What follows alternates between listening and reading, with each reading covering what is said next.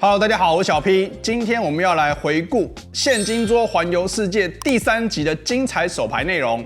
现金桌环游世界，不定时到世界各地合法的现金桌场地，回国前总结盈利。如果为负，则需从惩罚箱抽出一个惩罚并执行。游戏规则：我会由最低级别1块、3块美金开始挑战，赢到目前打的级别5个买入就升级，输到目前打的级别2个买入就降级。下一手牌呢 ，low 价位的玩家呢有300的筹码量加注到15，high 价位的玩家跟 CO 位的玩家呢，就那2位朋友关系的玩家 ，high 价位跟注 ，CO 位也跟注。到我在小盲位又来了 ，KQ 又来了，又在小盲位啊，又来了。这个时候转牌 K。3条 K 哦，爽死了！3条带 Q 的踢脚啊，不跟吗？对不对？看到 high 价位的手牌 ，AK， 啊，又是 AK。这个时候呢，我们的决策是什么？我想一下，我觉得 low 价位加注，然后2位玩家跟注的话，我觉得 KQ 不同花应该在小盲位3次下注会比较好。原因是因为第一个我没有位置，第二个就是跟注跟加注，我觉得都可以。如果我在翻牌前能够透过3次下注，然后尽量减少玩家的人数，然后在翻牌后，我觉得应该会是比较好进行的一手牌，尤其是不同花嘛，同花可能看一个多人底池可能还会好一点。所以呢，我选择了3次下注到60，原因是因为15块跟2家，这个3次下注的尺寸可不可以再大一点？我觉得可以，就算被跟注翻牌后，我觉得还可以处理哦。所以呢，选择3次下注尺寸是60块 ，low 价位的对手跟注 ，high 价位的对手跟注 ，CO 位的玩家弃牌，所以是一个3人底池。翻牌是10、8、10，2张方块，底池198。我是 KQ 不同花，我有一张方块 K。那在这个翻牌呢，以我在牌桌上的资讯，我觉得这2位玩家平跟的手牌很有可能有一些7、8、8、9、90、10J、J9 同花。Q9 同花 KQ KJ QJ， 只要是有高牌有卡顺，在这种对手的资讯下，我觉得他们都不会弃牌。如果我今天翻牌持续下注的话，我觉得我当下能够赢下底池的几率其实没有到这么高，尤其是3人啊。如果单挑的话，我觉得我的持续下注的频率可能还会高一点。我当下决定过牌，这2位玩家也都过牌，那我觉得这是一个还蛮好的资讯。转牌来了一张 J， 我多了一个双头顺的听牌，2个高牌，这是一个很好的资讯。原因是因为我觉得他们应该不会过牌任何的3条10，我觉得他们最强的手牌可能就是一个手对或者是更弱的手牌。我的 KQ High 带双头顺，很适合炸胡的一个手牌，所以在转牌呢，我选择了下注90，底池198，我选择下注接近半个帕。这个时候 low 价位的对手弃牌 ，high 价位。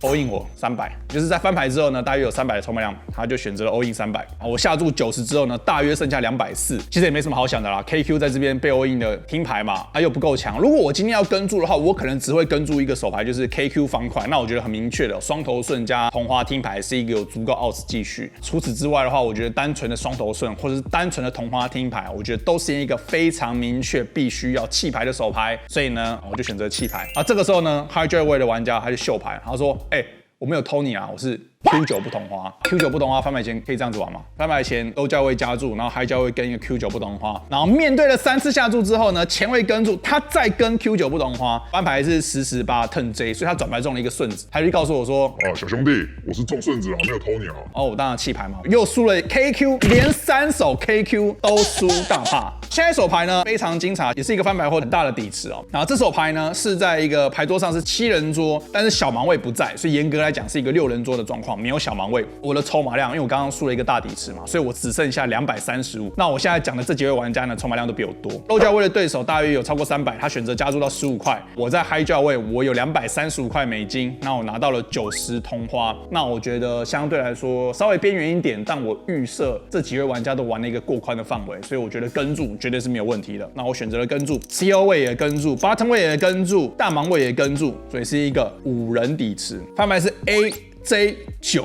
AJ 红桃，然后方块9，所以呢，我们这边中了一个90红桃，是一个底对带同花的听牌，那我觉得不错，尤其是多人底池我觉得这种手牌呢是非常的不错。底池有75块，大盲位 check，low 价位玩家也 check 到我们的策略会是怎么样？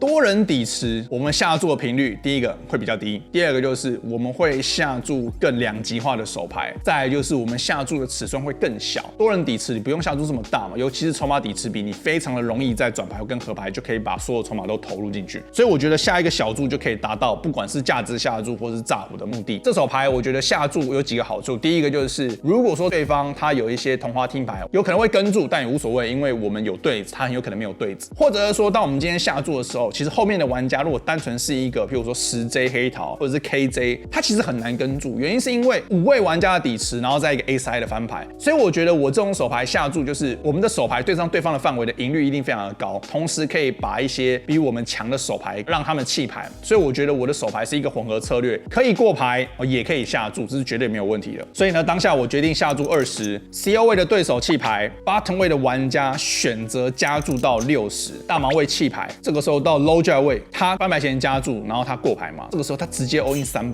我的筹码量大约剩下220。我觉得 bottom 位加注的范围会是什么？在多人底池，在这种情况下 bottom 位加注很明确，任何的2对，任何的3条，如果它是一些听牌的话，它一定要是非常强的听牌，譬如说双头顺带同花之类的手牌，然后我觉得比较合理一点。如果它是疯子的话，可能会有更宽的范围。low jack 位翻牌前加注的玩家直接 all in 300，我会觉得这个动作反而让他看起来变成是一个很弱的行为，原因是因为我不觉得他翻牌前假设加注 AA， 然后中了一个顶3条，然后他这边会直接 all in， 我觉得应该不会吧。如果说你今天是 AA 的话，你不会这样做，然后你有很多很强的手牌不会这样做。当然，它也有可能是一些 combo draw， 比如说 Q10红桃，或者是 KQ 红桃，或者是这种很强的听牌，他觉得说我的奥斯非常的多嘛，我就直接就 all in 了嘛，我也不用担心转牌跟合牌嘛。我反而比较担心的是 bottom 位的范围，原因是因为他在这种多人底池加注，反而比较有可能有2对或者3条这种手牌。其实说实话，在这个情况下，我不是非常的确定怎么做。我有90红桃，我有一个同花听牌，然后是一个3人底池，那我觉得赔率还不错。前提是我的同花听牌要是活的，就是说如果我的同花听牌如果是死的话，那我会比较担心一点。牌桌的玩家都有一点很疯狂了，就是翻牌前都不知道在玩一些什么手牌。当下呢，我也觉得 all in， 然后 bottom 位的玩家也 all in， 所以是一个翻牌后3人 all in 的底池，不用先开牌嘛，所以我们就看到了是转牌方块 K 合牌梅花3，我就知道大概就挂了。怎么可能3位玩家 all in， 我这边中了一个敌对可以赢，对不对？这个时候呢 ，low jack 位玩家先开牌，他是 Q8 红桃，同花加一个卡顺10，所以他是一个 combo 做，然后他是 Q 牌，他没有中牌。这个时候就在想，只要bottom 位的玩家也是类似的手牌，我们就可以赢下一个3倍满的机会。bottom 位的玩家他是 AJ， 他是翻牌2对，这个底池呢，我们2位玩家都输给了 bottom 位的玩家，所以呢，又喷240。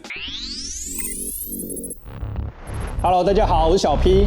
至今我赢得超过1.4亿台币的奖金，获得过2条 WSOP 冠军金手链，更荣获 GPI 亚洲第1的头衔。我在这10年的锦标赛经验中发现，最明显能区分一位玩家厉害与否的要素，就是翻牌前的策略。所以欢迎大家加入我的课程，像职业玩家一样，做出完美的翻牌前决策吧。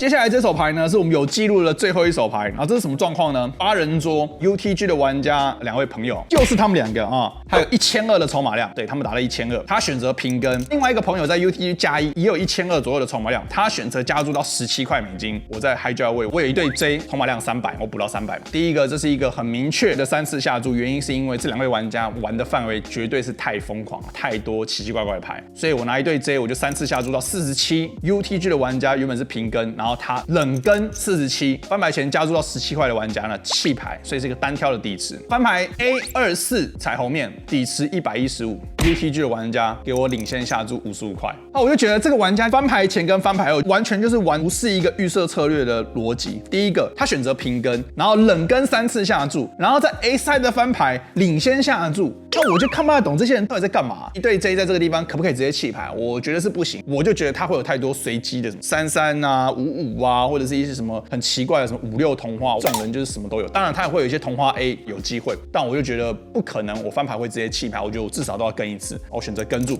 转牌来一张叠牌2，底池225，他就 all in 我了，因为我就剩200嘛。那我觉得很明确的，这转牌我们就不能继续，原因是因为我们翻牌前3次下注的范围里面有非常多的 A 的组合，跟住就好。所以如果说我今天翻牌前3次下注的，不管是什么 AJ、AQ 啊，我在这边可能就是闭着眼睛就跟了。但是我是一对 J， 很遗憾的就是我没有办法做任何事情，所以我就弃牌。所以呢，这一把我又喷了100美金，连3把 KQ 啊，喷了300个大毛啊，差不多。一个底对带同花听牌3人底池，翻牌后的 all in， 然后也输。然后这边一对 J 又输，我真的受不了，我真的受不了了。我对于这2个朋友，我已经觉得他们的运气强到一个，就是你看到他的朋友都可以赢世界冠军，这个朋友的立场，这个气势实在是太强了。基本上这个晚上呢，这个钱也是追不回来了。这一对 J 我弃牌之后呢，我就知道该是时候回房间休息一下了。今天的这场现金桌呢，喷多少？好悲伤哦。反正我当下就是一直在掏钱啊，那个小兄弟一直在钱包一直在100这样子，差不多一输了1000美。我们第一集赢多少？精彩赢78美金，我还记得。第二集呢直接喷。所以呢，今天呢我觉得非常多有趣的手牌啊，我们3手 KQ。那如果说各位观众，如果你觉得我们这个 KQ 有哪几手呢？你觉得处理的比我好，也欢迎在影片下方留言告诉我你会怎么样打得比我好。我自己最不确定的手牌是那一把90红桃，我觉得很有可能应该要弃牌。当然这是一个我自己的想法啦，包括越位 all in 转牌中3条 K， 我觉得这应该是一个很明确的跟注。包括小大盲的 KQ 在转牌有一个顶对带双头顺底持1-1，我觉得应该也是一个明确的跟注。也都没有什么大牌啊，都是拿到 KQ 嘛 ，KQ 不能玩。不要再怪现在怪牌了。以上就是第3集的现金桌环游世界的精彩手牌内容。那我们之后呢，下一站会去一个不一样的地方，应该会是不一样的国家，然后继续进行我们现金桌的挑战。那如果说你想要问我问题，都欢迎在影片下方留言，记得一定要订阅分享我的频道。我是小 P， 大家拜拜。那我们这一次呢，在 WSOP 的期间呢，我们参加的2次的现金桌。那我们第一次赢了78美金，那我们第2次呢输了900嘛，反正就是3手 KQ 嘛，大家应该很有记忆点。所以呢，这一次呢，我们现金桌挑战赢1场输1场，但输比较多，所以我们会有一个惩罚。那我们会送出观众哪些东西？我们现在一起来看，这是用抽的啦。我们送出3位，有 APPT 纪念品、WSOP 纪念压牌器、N8 周边商品、WSOP 纪念品。好，所以呢，我们有4种不同的组合。来喽，来喽！在跟谁讲话？